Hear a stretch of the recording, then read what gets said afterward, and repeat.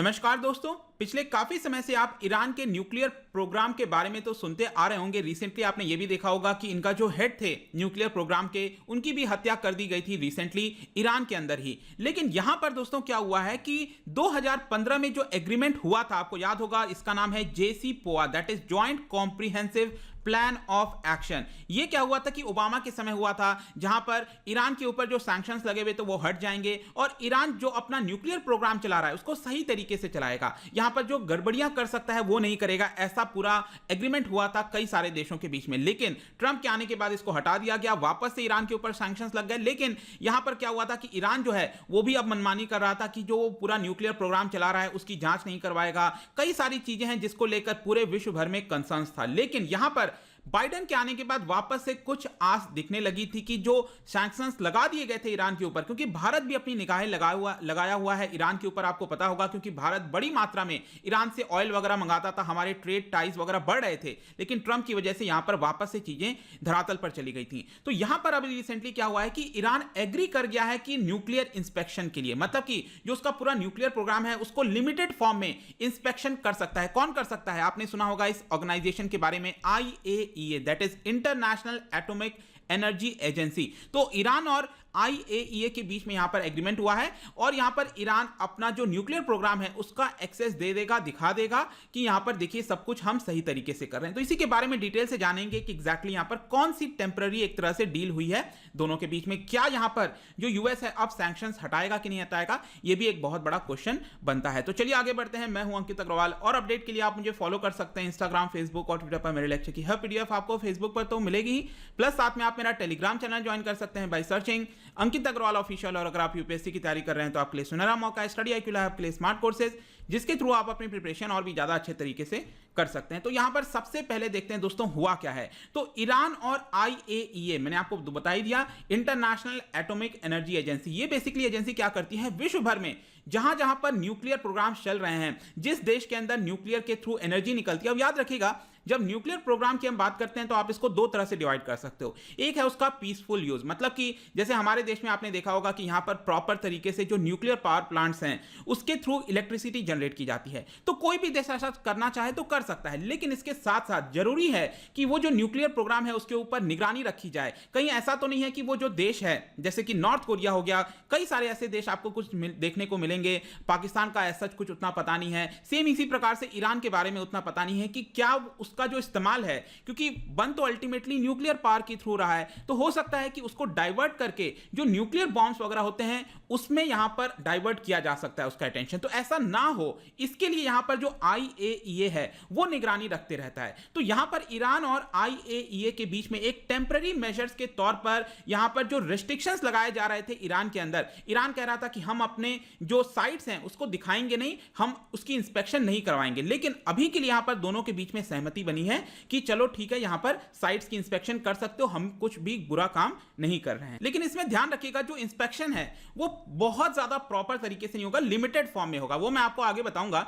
लेकिन यहां पर आप देख सकते हो ये सारी चीजें कब आई हैं। ये तब आया है जब यहां पर ईरान ने डेडलाइन सेट कर दिया था। ईरान ने यह कह दिया था कि यूएस हमारे ऊपर से सैंक्शंस हटा दे। और ये सैंक्शंस कब लगा था? 2018 में, जब डोनाल्ड ट्रंप आए थे 2017, 20 जनवरी 2017 से वो प्रेसिडेंट बने हुए थे यूएस के। फिर फाइनली 2018 में उन्होंने ईरान को चेतावनी देते हुए कह दिया हम वापस आपके ऊपर सैंक्शंस लगा रहे हैं। ऑब्वियसली बात है, भारत यहां पर बहुत ज्यादा कंसर्न हो गया था, क्योंकि हमारे धीरे धीरे जो टाइज हैं ईरान के साथ वो बेहतर हो रहे थे। हम वहां से ऑयल वगैरह मंगा रहे थे बड़ी मात्रा में, सस्ते दाम पर भी हमें मिलता था। लेकिन यूएस की वजह से अब ये सारे जो ऑयल का इंपोर्ट है वो सारी चीजें अब रुक गई थी। तो डोनाल्ड ट्रंप ने इंपोज कर दिया था, यहां पर सैंक्शंस लगा दिए थे। और इसी के साथ साथ ईरान भी नाखुश हो गया। ईरान ने भी कहा कि जब आप हमारे ऊपर सैंक्शंस लगा रहे हो तो हम भी जो मेजर्स वगैरह लेते थे हम उसको क्यों लें, हम जो अपने जो साइट्स हैं उसको हम जो दिखाते थे वो क्यों दिखाएं। ठीक है, तो चलो इसको थोड़ा सा और बैकग्राउंड में समझते हैं, क्योंकि कई लोग हो सकता है चीज के बारे में अच्छे से नहीं जानते होंगे। देखिए, ईरान के पास न्यूक्लियर पावर है, पूरे विश्व को पता है कि ईरान के पास न्यूक्लियर पावर है। लेकिन कई सारे जो देश हैं वो सस्पेक्ट करते हैं कि ईरान जो है उसका जो एम्बिशन है कि वो भी एक न्यूक्लियर कंट्री बन सके, मतलब कि जो उसका अटेंशन है उसको न्यूक्लियर बॉम्ब बनाने में डाइवर्ट कर रहा है ईरान, ऐसा कई सारे देशों का अंदेशा है। लेकिन ईरान कहता है कि नहीं, हम जो न्यूक्लियर प्रोग्राम चलाते हैं वो सिर्फ इलेक्ट्रिसिटी पावर जनरेशन के लिए चलाते हैं। इसी की वजह से फाइनली जाकर, क्योंकि लंबे समय से अगर आप देखोगे ये पूरा प्रोग्राम पिछले 20 वर्षों से चल रहा है, 2000 के बाद से लगातार चल रहा है।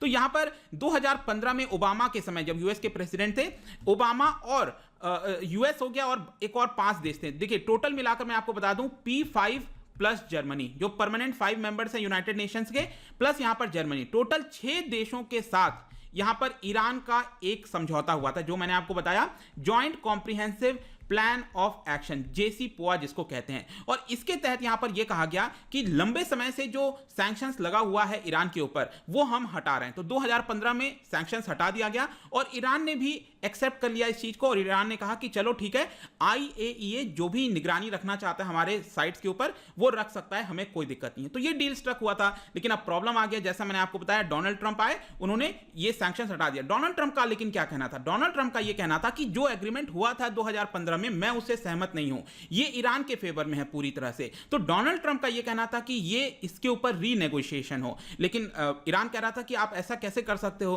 पहले ऑलरेडी इतने लंबे समय के बाद ऑलरेडी नेगोशिएशंस हो चुके हैं, इतना बड़ा एग्रीमेंट हो चुका है, फिर से आप वापस कह रहे हो कि नहीं नेगोशिएशंस करो। इसके लिए ईरान सहमत नहीं हुआ और फाइनली जाकर जो डोनाल्ड ट्रंप है उन्होंने वापस से सैंक्शंस लगा दिया और पूरा मामला मैंने आपको बता ही दिया। लेकिन जो बाइडेन के आने के बाद से लगातार उम्मीद जग रही थी कि वापस से जो चीजें गड़बड़ हुई थी डोनाल्ड ट्रंप के समय वो यहां पर सुलझ सकें। लेकिन यहां पर अब एक और प्रॉब्लम हो गया है। यहां पर एक तरफ यूएस है, दूसरी तरफ ईरान है।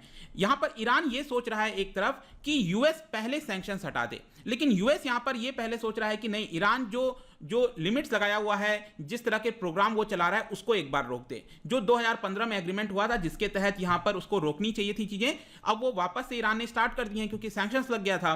तो यूएस चाह रहा है कि ईरान इस सभी चीजों को एक बार के लिए रोक दे, तब हम उसके ऊपर सैंक्शंस हटाएंगे। लेकिन ईरान ऐसा सोच रहा है नहीं, पहले यूएस सैंक्शंस हटा दे। तो इसी को लेकर अभी इस समय तकरार देखने को मिल रहा है। तो यहां पर हम क्या कह सकते हैं कि ये जो अभी एग्रीमेंट हुआ है IAEA और ईरान के बीच में, जैसा मैंने आपको बताया, क्या इसकी वजह से अब सुलझ सकती हैं चीजें?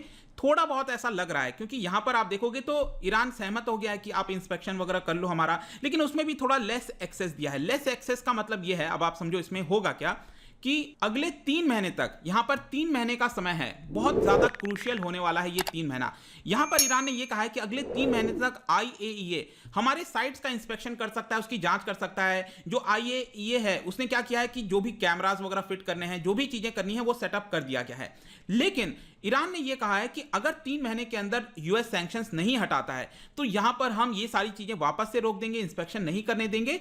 प्लस एक और चीज याद रखिएगा कि ये जो डेटा आता है, मतलब कि कैमरा वगैरह के थ्रू जो भी डेटा कलेक्ट हो रहे हैं, उसको अभी सीक्रेट रखा जाएगा, अभी उसको पब्लिक नहीं किया जाएगा कि ईरान एग्जैक्टली कर क्या रहा है। आप समझो यहां पर हो क्या रहा है कि ईरान उसको पब्लिक नहीं करेगा। ईरान ये कह रहा है कि पहले आप सैंक्शंस हटा दो, उसके बाद यहां पर हम इसको पब्लिक कर देंगे, जो भी डेटा होगा कैमरास वगैरह के थ्रू जो भी हमारे यहां हो रहा है उसको हम पब्लिक कर देंगे, लेकिन अभी हम नहीं करेंगे, पहले आपको सैंक्शंस हटाना होगा।